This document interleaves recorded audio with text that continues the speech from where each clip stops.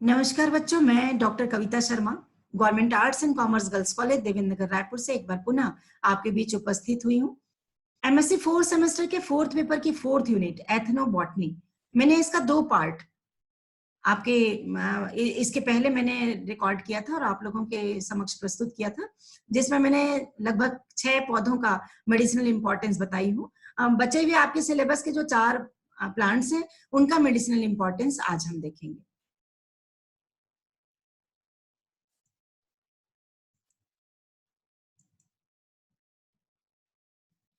बच्चों, ये आपके सामने जो पौधा अभी उपस्थित हुआ है, आप देखिए चिर परिचित पौधा है ये, और इसको विद्या की पत्ती कहा जाता है। हम जब से पढ़ना शुरू किए तब से इस पौधे को जानते हैं, क्योंकि इसकी पत्तियों को हम अपनी पुस्तकों के बीच में दबा करके रखते थे कि हमें जल्दी विद्या प्राप्त हो, क्योंकि ये विद्या की पत्ती कहलाती थी। इसका बॉटनिकल नेम है थूजा। ये जो थूजा है ये एक मोनोशियस ट्री है और कोनिफेरस ट्री के रूप में हम इसको जानते हैं। ये कुप्रेसेसी फैमिली का, साइप्रस फैमिली का एक मेंबर। सदाबहार हरा पौधा है ये, और बहुत छोटे से लेके बहुत बड़ी ऊंचाई तक का इसका पौधा रहता है। 10 to 200 फीट तक का हाइट वाला, या 3 से 61 मीटर तक की हाइट हम इसकी कह सकते हैं। यूजुअली ये एक सिंगल स्ट्रेट स्टेम का होता है, लेकिन कुछ ऐसी ब्रांचेस भी साइड से निकलती हैं और जो कि इसको मल्टीपल स्टेम में कन्वर्ट करती हुई दिखाती हैं। और इसका जो बार्क होता है वो आप देखिए ऐसे ब्राउन, रेड ब्राउन कलर का ये कुछ कुछ आपको दिखाई दे रहा है।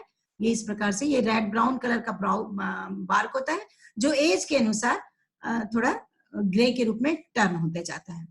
लीव्स जो होती है स्केल लाइक होती हैं, 1 से 4 मिलीमीटर लंबी और 1 से 2 मिलीमीटर चौड़ी होती हैं। पॉइंटेड, डल और येलो ग्रीन कलर की होती हैं, टॉप और बॉटम दोनों ओर से। जो इसके मेल कोन्स हैं वो 1 से 2 मिलीमीटर लंबे होते हैं, रेडिश होते हैं, लेकिन जो फीमेल कोन्स हैं, सीड बेयर करने वाले जो कोन्स हैं, वो 9 से 14 मिलीमीटर तक के लंबे हो सकते हैं। इसका मेडिसिनल पार्ट यदि हम देखने की कोशिश करें तो जो इसकी लीफ की ऑयल है वो बहुत अधिक मेडिसिनल पर्पस पे यूज होती है। ये रेस्पिरेटरी ट्रैक्ट के जो इन्फेक्शंस हैं, जैसे ब्रोंकाइटिस, बैक्टीरियल स्किन इन्फेक्शंस और कोल्ड सोर्स, इन सबको इन्फ्लूजा के द्वारा दूर किया जा सकता है। ये जो ऑस्टेरो आर्थराइटिस होती हैं उनकी पेनफुल कंडीशन को के समय भी इसको यूज किया जाता है, और ये थोड़े से उन कंडीशंस को थोड़ी सी रिलीफ इससे फील होता है। कुछ पीपल जो होते हैं, कुछ लोग जो हैं, ये थूजा को एक्सपेक्टोरेंट के रूप में भी यूज करते हैं अपने इम्यून सिस्टम को बूस्ट करने के लिए। थूजा का जो ऑयल है वो स्किन डिसीज में या वर्ड्स में उसको यूज करते हैं। ये होम्योपैथिक रेमेडी है, बहुत ही कॉमन, जो वर्ड्स के अगेंस्ट इसको ठीक करने के लिए यूज किया जाता है। इसका जो खाने में है या बेवरेजेस में, इसको एक फ्लेवरिंग एजेंट के रूप में भी इस्तेमाल किया जाता है। कुछ कॉस्मेटिक्स में और सोप्स में भी ये अपने एक स्पेशल फ्रेग्रेंस के कारण यूज में आती हैं। एक और इसका नाम है, आपने देखा, मोरपंखी का पौधा। इसको ही हम मोरपंखी का पौधा भी कहते हैं, और ये एक औषधि गुणों से भरपूर है, जैसा मैंने अभी आपको बताया। इसलिए लोग क्या करते हैं कि इसको अपने घर के आसपास या घर में इसको एक सजावट के रूप के अलावा भी एक इस रूप में भी रखते हैं कि इससे किसी प्रकार की रोग पनपने की संभावना बहुत कम हो जाती है। कोई आशंका नहीं रहती है कि जिस घर में थूजा का प्लांट लगा हुआ है उस घर में डिसीज आएगी। तो ये एक मान्यता है, और इसलिए मोरपंखी के पौधे को लगाते हैं। और विद्या की पत्ती इसको इसलिए कहते हैं क्योंकि इससे हमको विद्या प्राप्त होती है, ये भी एक मान्यता है। अगला पौधा देखिए जो आपके सामने आया, ये भी हम सब जानते हैं, बड़ा ही जंगली पौधा है, चारों तरफ लगा हुआ दिखाई देता है, और इसको धतूरा या दतूरा भी कहा जाता है। ये जो धतूरा है सोलेनसी फैमिली का मेंबर है। आपको ध्यान होगा कि शंकर जी को ये चढ़ाया जाता है, जब शिवरात्रि का समय रहता है उस वक्त बहुत अधिक मात्रा में इस धतूरा के पौधे को और ऐसे धतूरा के फल को चढ़ाया जाता है।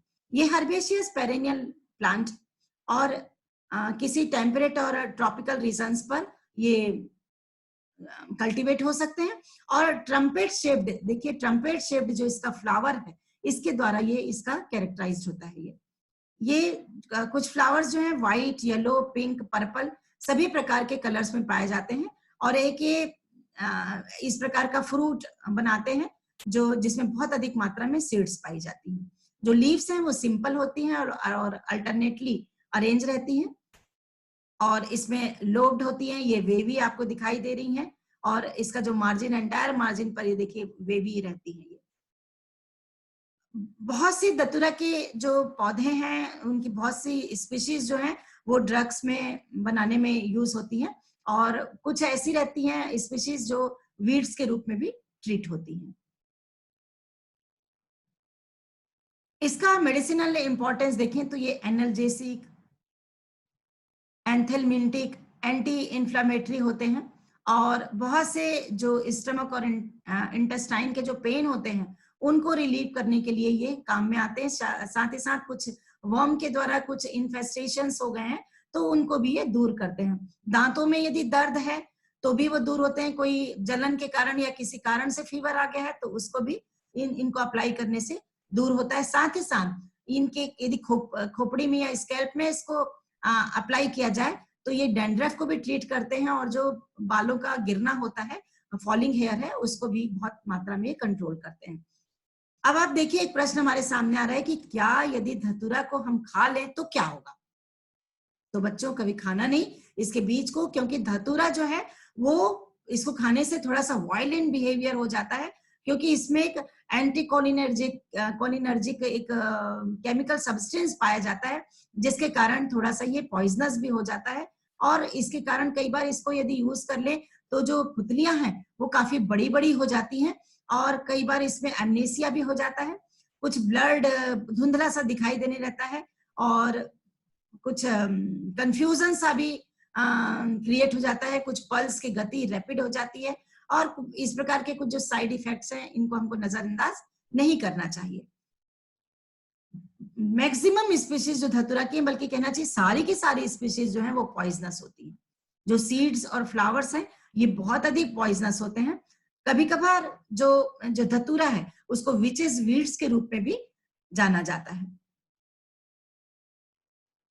ये धतूरा जो है इन सब के बावजूद आयुर्वेद में इसको एक मेडिसिनल प्रॉपर्टी के रूप में इसको जाना जाता है। कुछ रिचुअल इसका महत्व है, प्रेयर्स में भी इसको स्थान मिला है और कुछ ये पॉइजनस प्लांट होने के साथ ही साथ बहुत पुराने समय से एक आयुर्वेद फिजिशियंस इसको मेडिसिन के रूप में यूज करते हैं। स्पिरिचुअल पर्पस जैसा मैंने आपको बताया वो भी है इसमें और शिवरात्रि के समय यहाँ भगवान शंकर जी को चढ़ता है इसलिए हम इसको एक धार्मिक और आध्यात्मिक महत्व के रूप में भी और साथ ही साथ एक मेडिसिनल ड्रग के रूप में भी इसको हम ध्यान में रखते हैं।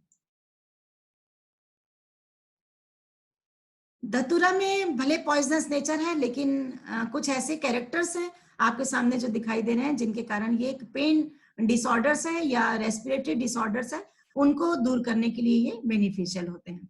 ये एनर्जेसिक होते हैं, एंटी स्पोस्मोडिक होते हैं, expectorant, sedative, hypnotic, cardiac stimulant, bronchodilator, uterine stimulant, sleep inducing, intoxicant, emetic और डाइजेस्टिव। इन प्रॉपर्टीज इन कैरेक्टरिस्टिक के कारण भी इनको कुछ पेन डिसऑर्डर्स में यूज किया जाता है।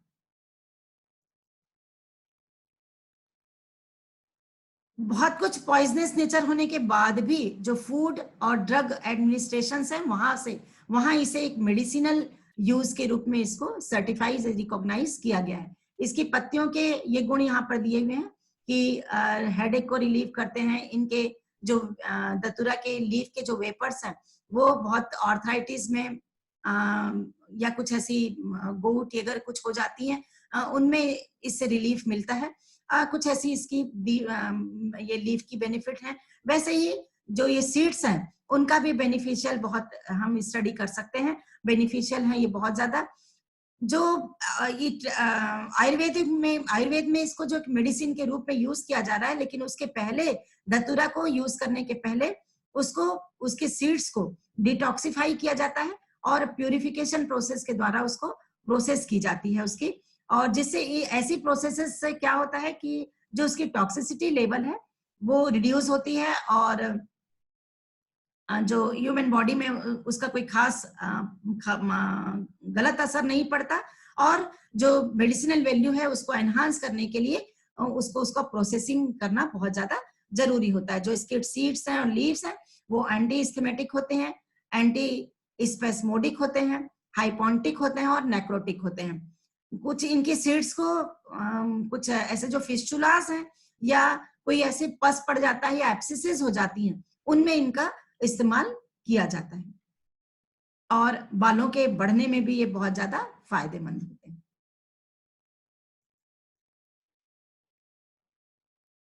साइड इफेक्ट जैसे मैंने पहले भी आपको बताया कि पॉइजनस होते हैं, तो कुछ ऐसे जो साइड इफेक्ट्स हैं इनका जरूर ध्यान में रखना चाहिए, और किसी फिजिशियन के या किसी वैद्य के द्वारा प्रूव्ड होने पर ही इसको लेना चाहिए। ये कुछ दिए हुए हैं, जैसे इनके केमिकल्स में है, या कुछ कुछ केमिकल्स के पाए जाने के कारण इसको पोलामाइन और एट्रोपाइन ऐसे कुछ केमिकल्स इसमें होने के कारण ये थोड़े से पॉइजनस होते हैं। और जो इनकी धतूरा की मात्रा यदि इंक्रीज हो जाएगी तो हार्ट बीट इंक्रीज हो सकता है, और कुछ कार्डियक अरेस्ट भी आ सकता है। बहुत ज्यादा केयरफुल हमको इसके प्रति रहना चाहिए। कुछ जैसा पहले भी बताया मैंने कि जो आंखों की पुतलियां हैं वो बढ़ जाती हैं, या हम भूलने लगते हैं कुछ प्रकार से, या हमारा वायलेंट नेचर हो सकता है, इसलिए बहुत कुछ नर्वस सिस्टम इससे एडवर्सली इफेक्टेड हो सकती है। तो इस धतूरा को बहुत देख करके ध्यान से इसका इस्तेमाल करना चाहिए। अगला पौधा जो आपके सामने उपस्थित हो रहा है ये अर्जिमॉन मैक्सिकाना है। अर्जिमॉन मैक्सिकाना यानी इसको पीली कटेरी भी कहा जाता है। देखिए ये पौधा भी आपको ध्यान में होगा, ये पौधा भी जंगली है, बहुत ज्यादा हमारे आसपास हर जगह दिखाई देता है, और ये इसके फ्लावर्स को भी शिवरात्रि के समय भगवान को, शिव जी को अर्पित किए जाते हैं। बहुत आप देख रहे हैं कि इनके पौधे में बहुत कांटे दिखाई दे रहे हैं ना, देखिए इनके फ्रूट्स में भी और इस प्रकार से इनकी पत्तियों में भी, तो इसलिए इसका नाम प्रिकली यानी कांटेदार पॉपी भी इसको कहते हैं। ये कांटेदार पौधा जो है इरेक्ट, ब्रांच, एनुअल या पेरेनियल हो सकते हैं, और इनकी पत्तियों और स्टेम में इनमें कांटे पाए जाते हैं। और ये जो प्लांट है ये ट्रेडिशनल मेडिसिनल इसका बहुत अधिक एप्लीकेशंस है, और ये एक ऑयल प्रोवाइड करते हैं जिसको मेडिसिन के रूप में यूज किया जाता है। ये किसी भी जगह पर ग्रो हो सकते हैं, एक ऑर्नामेंटल प्लांट के रूप में भी ग्रो होते हैं, और जो भी ओपन वेस्ट ग्राउंड्स हैं, चाहे रोड साइड के आसपास हो और एक वीड के रूप में हो खेत में, ये हर जगह कल्टीवेट हो सकते हैं।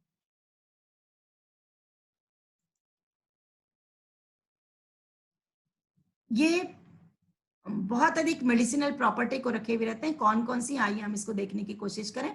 पूरा का पूरा जो पौधा है ये एनर्जेसिक होता है, एंटी स्पेस्मोडिक होता है, और बहुत अच्छा है, सेडेटिव है, बहुत अच्छी प्रॉपर्टीज इसमें पाई जाती हैं, जिनके कारण इनको बहुत सी डिसीज में इसको यूज किया जाता है। इसमें अल्कलॉइड्स होते हैं जो कि बहुत हल्का फुल्का यदि दर्द है तो उसको दूर करने की कोशिश करते हैं। इसका डिकॉक्शन, इसकी पत्तियों का डिकॉक्शन यदि पिया जाए तो स्प्लीन और लीवर की बहुत सी बीमारियों को दूर किया जा सकता है। जॉइंडिस में भी इसको लिया जाता है, और कुछ हुपिंग कफ हो गया है तो भी इसके डिकॉक्शन को पिया जाता है। पत्तियों को उबाल कर जो उसका रस रहता है उसको डिकॉक्शन कहते हैं। इनके जो फ्लावर्स हैं वो एक्सपेक्टोरेंट के रूप में यूज किए जाते हैं। ये कफ में और कोई चेस्ट कंप्लेंट्स हैं तो उनमें इनको यूज किया जाता है। बच्चों को टीथिंग के समय जब दांत निकलता है उस वक्त पेन ना हो इसलिए बच्चों को भी ये दिए जाते हैं।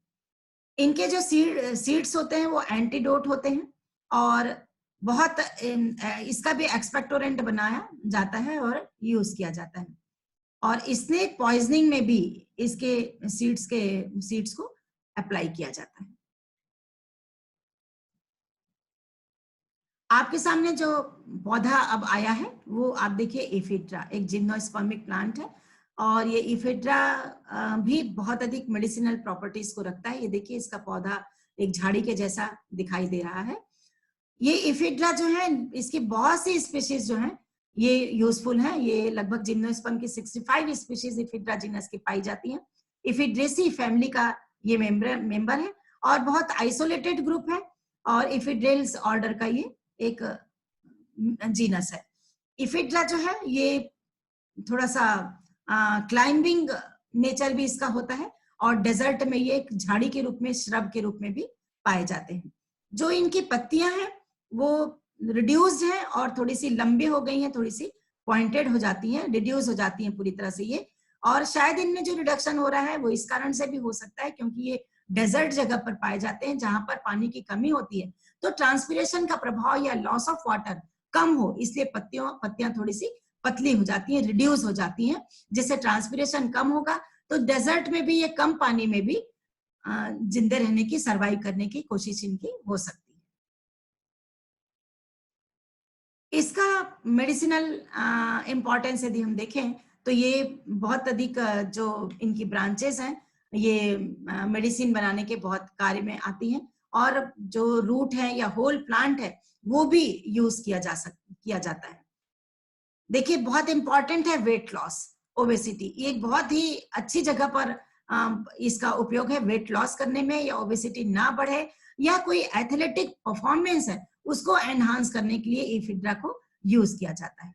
ये कुछ एलर्जीज में, कुछ हे फीवर में भी इनका उपयोग किया जाता है और जैसा मैंने बताया वेट लॉस और ओबेसिटी के लिए भी बहुत ज्यादा ये यूजफुल है। कुछ ब्रोंकोस्पेस्म या अस्थमा या ब्रोंकाइटिस की भी कोई कंडीशन है, कोई रेस्पिरेटरी ट्रैक्ट कंडीशन यदि थोड़ी बहुत बिगड़ गई है, कोई कंजंशन हो गया है तो उनको भी ये दूर करते हैं। ये it is also use for colds, flu, swine flu, fever, chills, headache, inability of sweat, joint and bone pen. आप देखो कितना यूजफुल है ये। और कुछ स्पेशल प्रिकॉशंस और वार्निंग्स हैं इफिड्रा के लिए, वो भी आपके सामने आप देखिए, जो कि बहुत ज्यादा आवश्यक है। कुछ यदि हम हर्ब्स को या कुछ पौधों को यदि हम उपयोग में औषधि के रूप में लेते हैं तो हमें प्रिकॉशंस रखना बहुत जरूरी है और उसके साइड इफेक्ट्स को जानना बहुत जरूरी है, उसके पॉइजनस इफेक्ट को बहुत ज्यादा जानना जरूरी है। तो इसके जो प्रिकॉशंस आप देखिए, जो भी प्रेगनेंसी के समय में या ब्रेस्ट फीडिंग के समय इसको नहीं लेना चाहिए। कोई चेस्ट पेन हो रहा है तो इसका उपयोग न करें, कहीं डायबिटीज है तो भी इसका उपयोग देखभाल के करना चाहिए, यदि कुछ एंजाइटी हो गई है तो भी नहीं लेना चाहिए, हाई ब्लड प्रेशर है या ओवर एक्टिव थायराइड है या कुछ किडनी में स्टोन्स हैं तो भी इसको नहीं लेना चाहिए। तो आपने देखा बच्चों कि पौधे जितना ज्यादा यूजफुल हैं उतने ही वो पॉइजनस नेचर के भी हो सकते हैं, इसलिए हमको इनको इस्तेमाल करने के लिए बहुत ज्यादा ध्यान के साथ में करना चाहिए और बहुत प्रूव्ड यदि हो चुके हैं तो उनको इस्तेमाल करना चाहिए, प्रूव्ड बातों को। और साथ ही साथ हमारे हम चाहे होम्योपैथी कोई है या कोई आयुर्वेदिक डॉक्टर्स हैं तो उनकी सलाह हमें जरूर लेना चाहिए। एकदम से अपने मन से अपने आसपास पाया जा रहा है और हमने एक लिटरेचर की स्टडी कर दिए हैं और पढ़ लिए हैं, ऑनलाइन इसको हमने देख लिया है और हमको इसको इस्तेमाल करें, ऐसा हमको कदापि नहीं करना चाहिए।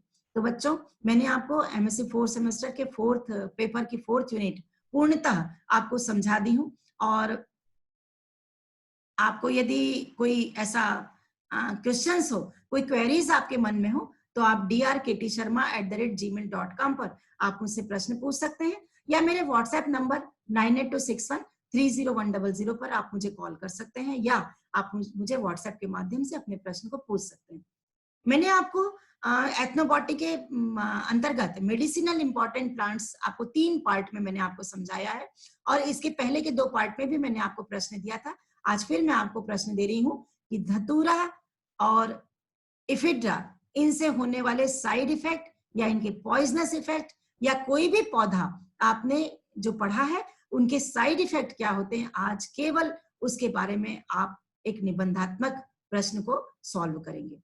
जो भी साइड इफेक्ट है, जो भी पॉइजनस इफेक्ट है, जो भी 3 पार्ट में मैंने आपको बताया है उसके केवल पॉइजनस इफेक्ट को आज आप ध्यान में लेंगे, जिससे आगे कहीं हम गलती की गुंजाइश हमारे बीच में ना रहे। तो धन्यवाद बच्चों, आपने मुझे ध्यानपूर्वक सुना। Thank you very much.